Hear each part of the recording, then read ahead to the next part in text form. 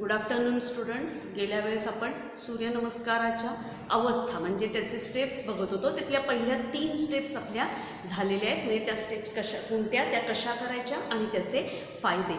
आज आपण त्याच्या पुढल्या म्हणजे स्टेप्स अवस्था 4, 5 आणि 6 बघणार आहोत.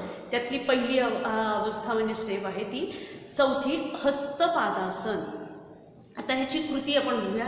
या अवस्थेत कुंभक चालू ठेवायचं. कुंभक चालू ठेवायचं म्हणजे काय, तर जो श्वास आपण आतमध्ये घेतलाय तो आतमध्ये रोखून धरण्याची क्रिया म्हणजे ते रोखून धरायचा, त्याला कुंभक म्हणतात.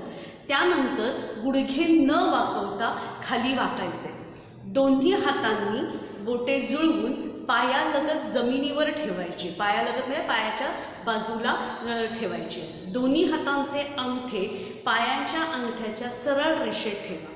त्यानंतर नाकाने किंवा कपाळाने गुडघ्याला स्पर्श करायचा आणि ध्वनियुक्त रेचक करायचा. रेचक करायचा म्हणजे काय, श्वास बाहेर काढायचा. म्हणजे आधीच्या ह्याच्यात कुंभक करताना जो श्वास तुम्ही आतमध्ये रोखून धरला आता तो श्वास बाहेर काढायचा. श्वास नाकानेच सोडायचा, तोंडाने श्वास बाहेर सोडायचा नाही. सुरुवातीस काही दिवस हातांची बोटे जमिनीत संपूर्ण टेकली नाही तरी चालेल, कारण प्रॅक्टिस नसते तेव्हा सुरुवातीला एकदम खाली वाकलं जाणार नाही, हात जमिनीला टेकणार नाही तरी हरकत नाही, चालेल.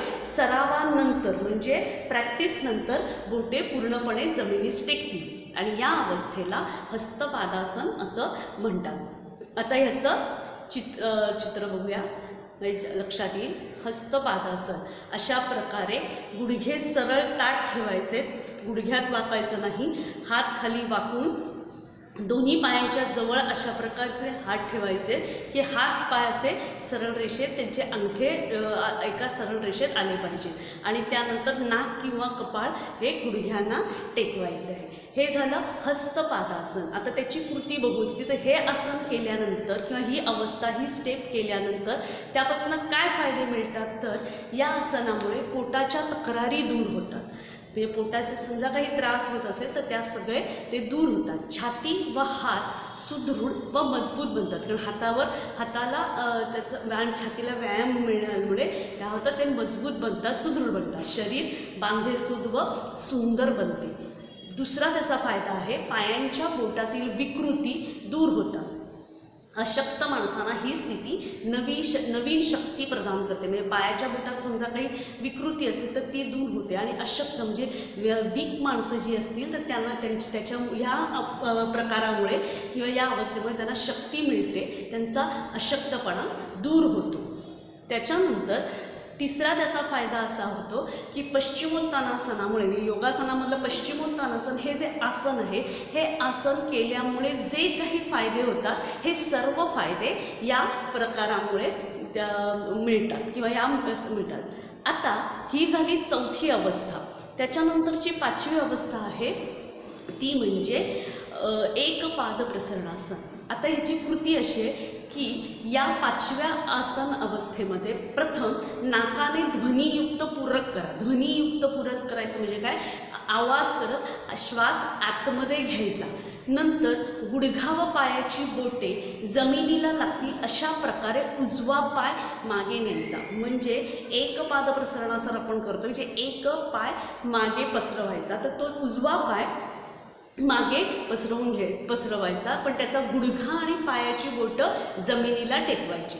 त्यानंतर डाव्या पायाचा गुडघा डाव्या हाताच्या पुढे आखेपुढे न्यायचा, तोही म्हणजे न्यायचा. यामुळे ओटीपोटावर व्यवस्थित दाबी डोकं वर करून जितकं शक्य होईल तितकं वर बघायचं, म्हणजे डोके वर करायचं. डावा पाय गुडघ्यात वाकवून दोन्ही हातांच्या पुढे घेऊन घ्यायचं आणि डोकं जितकं वर नेता येईल तितकं वर न्यायचं आणि कमरेला बाग द्यायचा आणि तो श्वास जो आहे तो जो आत घेतलाय तो रोखून धरायचा. या अवस्थेला एकपाद प्रसरणासन म्हणतात. आता हे चित्र बघा, या चित्रातून स्पष्ट दिसेल की उजवा पाय जो आहे तो मागे पसरवून ठेवायचा, त्याची बोटं आणि गुडघे फक्त जमिनीला टेकवायचे. तर डावा पाय वाकवून दोन्ही हातांच्या पुढे अशा प्रकारे न्यायचं आणि डोकं जितकं शक्य होईल तेवढं मागे न्यायचं आहे. आता ही अवस्था किंवा हा प्रकार केल्यानंतर ह्या अवस्थेचे फायदे काय होतात, तर या स्थितीमध्ये लहान आतड्यावर ताण पडतो, त्यामुळे नसा ताणल्याने हृदयाचे रोग आणि बद्धकोष्ठ यासारख्या व्याधी बऱ्या होतात. हृदयाचे काही त्रास असेल की तो त्रास दूर होतो, त्याचप्रमाणे बद्धकोष्ठ यासारख्या व्याधी बऱ्या होतात.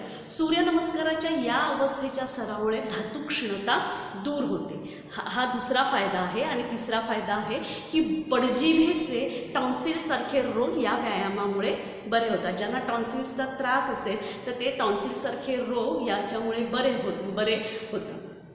त्यानंतर तिसरं आपण अवस्था म्हणजे तिसरा प्रकार बघणार आहोत, भूधरासन.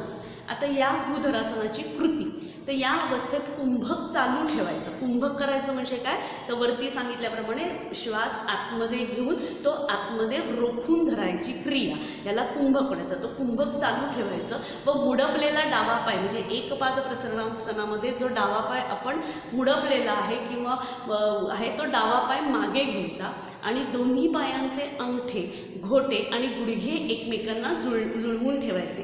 अंगठे, घोटे म्हणजे टाच, ते आणि गुडघे एकमेकांना दोन्ही पायांचे एकमेकांना जुळवून ठेवायचं. त्यानंतर डोकं, कंबर व शरीराचा मागचा भाग ताठ व सरळ रेषेतील अशा प्रकारे ठेवायचं. दोन्ही हातांचे कोपरेही ताठ ठेवायचे आणि शरीराचा सर्व भार हातांच्या पंजावर व दोन्ही पायांच्या बोटावर ठेवायचा.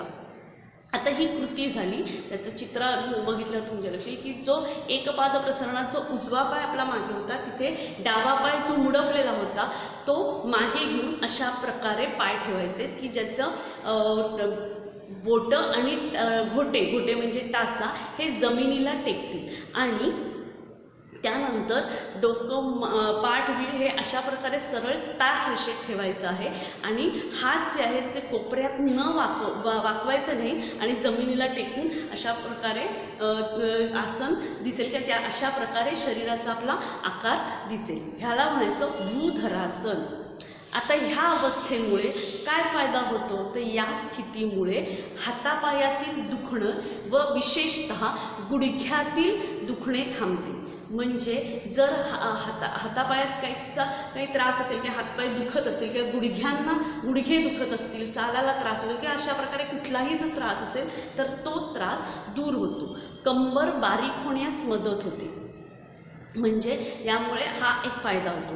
त्याच्यानंतर फायदा होतो की पोटांच्या तक्रारीसाठी ही अवस्था रामबाण उपाय आहे. म्हणजे पोटाचा काही त्रास असेल, तक्रारी असतील तर त्याच्यासाठी हा रामबाण उपाय आहे. त्याप्रमाणे हातापायांची बोटे व फुफ्फुसे मजबूत बनतात. म्हणजे काय होतं, त्यातला व्यायाम मिळाल्यामुळे ते मजबूत होतात. फुफ्फुस म्हणजे लंग्स मजबूत बनतात. आणि त्याचप्रमाणे याही प्रकारामुळे बद्धकोष्ठता दूर होते. अशा प्रकारे आज आपण इथे नंतरचे 3 अवस्था म्हणजेच हस्तपादासन, एकपाद प्रसरणासन आणि भूधरासन पाहिलं आणि त्याचे फायदे पाहिले. म्हणजे आत्तापर्यंत 6 अवस्था, सूर्यनमस्काराच्या 12 अवस्थांपैकी 6 अवस्था आपण इथे पाहिल्या. आता त्याच्या पुढल्या 3 अवस्था आपण नंतर बघणार.